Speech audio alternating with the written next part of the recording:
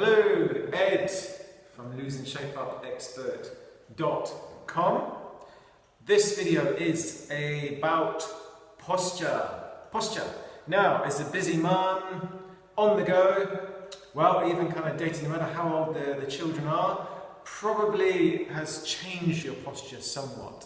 And in relation to tightness, in relation to lower back problems, I wanted to give you some pointers today.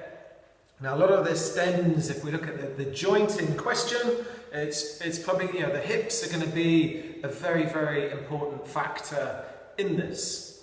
So what I wanted to do, I'll step back a little bit so you can see my little demo in a second. What I wanted to do is give you, see, what tends to happen is those that I help ask me, and I usually see them in an exercise setting, so they ask me for exercises. What exercises can I do that will help with X, Y, Z? I've got this tightness, this problem, and you kind of know with exercises, whether they're going to be done enough to have a benefit. Whilst if I can give you some posture cues that you can use and you can keep using until they become second nature, until the thought process is gone, you don't have to think about them, that you can do every day, all of the time, that will have much more effect.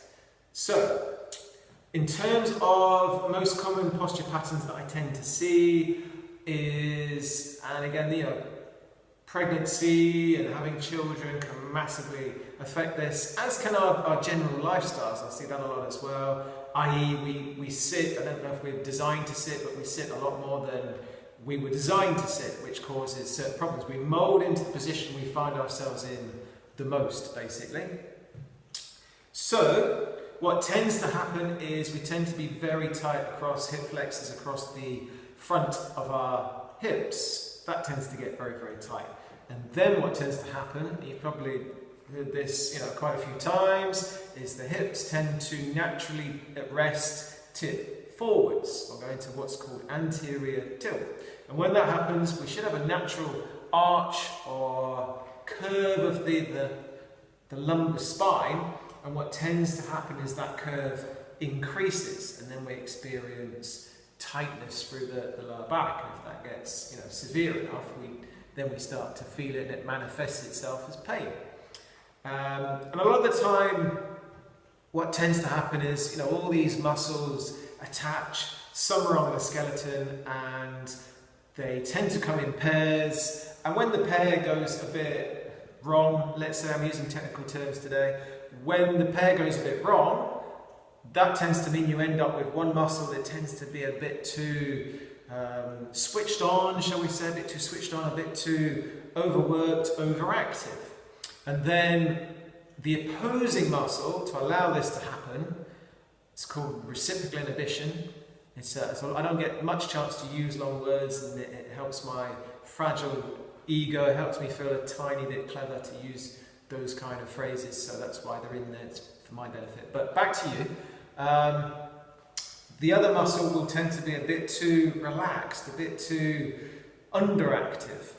So it's a case of changing that around. And there's a host of exercises to release the tight muscle that you can do day in, day out.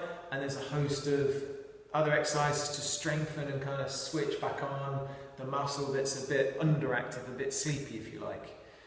But another recommendation is to be always focused on your posture. At the beginning, like anything, kind of, when you're trying to instill a new habit, there's a huge thought process going on. So it's kind of try and get past that point where you master these and you kind of keep doing these until it becomes second nature. Because when it becomes second nature and you're in better posture, there'll be less severe gravity, there'll be less load going through your body, and less chance of pain if you're in the right position. I'm going to make this incredibly simple. Here comes the tip. There's a lot I could kind of say about the upper body, and we do tend to round when it's the upper body, which muscles on the front get, the overactive muscles on the back get, they tend to be a bit underactive. But to shorten this, I'm going to give you two muscles to contract, And before I get there, the other one, the kind of shortcut to some degree, is just to be as tall, kind of make yourself as tall as possible, because a few good things happen when you do that. And then the two muscles to contract: transverse abdominis, which is a really deep muscle in the stomach, and you contract that by drawing your navel towards your spine, kind of like I'm doing now. But if you're doing that and holding your breath and you can't talk and etc., then try and sort of draw in and be able to do everything else normally. It's going to feel very strange at the beginning and you're going to want to release it quite quickly, but the more you can practice this, the best, or the better.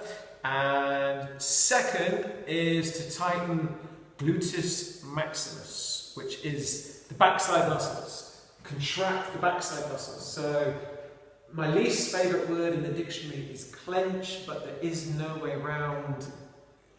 Well, I could say contract the backside muscles, but clenching the backside muscles, tightening the backside muscles means they're going to support, when they get stronger, and that's their job, is to support the hips, and to extend the leg back in terms of movement. But a really important job of the core is the backside muscles, is to give the hips some support. If the hips have got support, the spine's got support as well. So back to kind of summarising that tip was make yourself as tall as possible. Part one, drawing in, engaging transverse abdominis, so draw navel towards spine and hold. Part two, contract and tighten through backside muscles. Part three, I'm saying, tall, deep stomach, backside muscles, clench. That will go a long way if you can keep doing that and keep doing that whenever you think about it. Your persona changes, I'm told, for the psychologists. If you're in good posture, you present a different persona, or apparently. Also, as a weight loss coach, as well as kind of delving into and specialising in low impact workouts, helping people burn calories with minimal sort of impact and load, etc. And so proving that you can burn calories and you can affect metabolism after without having to do lots of jumpy exercises and things like burpees, etc. Being a weight loss coach, also instantly, without really having to lose anything, if you improve your posture, you naturally appear, if you're always drawing in, you naturally appear slimmer. There you go. So from the weight loss coach, there's a weight loss tip without actually having to even change your nutrition. You're welcome. I would suggest eating healthy though and all the rest, because if you want to go beyond just the effect of posture. But there you go. So get making yourself taller, get drawing in, get tightening through backside muscles, and you'll find there'll be less load going through your hips and your back, so there'll be better support for your spine and your hips, which your body will thank you for after as a busy mum, your body's been through a lot. So keep doing those until get past that point where you have to, I've got to think about it again, I've got to think about it again. What do you say? Tall, deep stomach tight, backside muscles tight. Get past that point and eventually you will just naturally do it and you'll feel so much better, and so will your spine, and your hips will thank you for it. Okay, thank you for watching this video. I will see you very soon. Look out for the next one. Okay, thanks. Bye.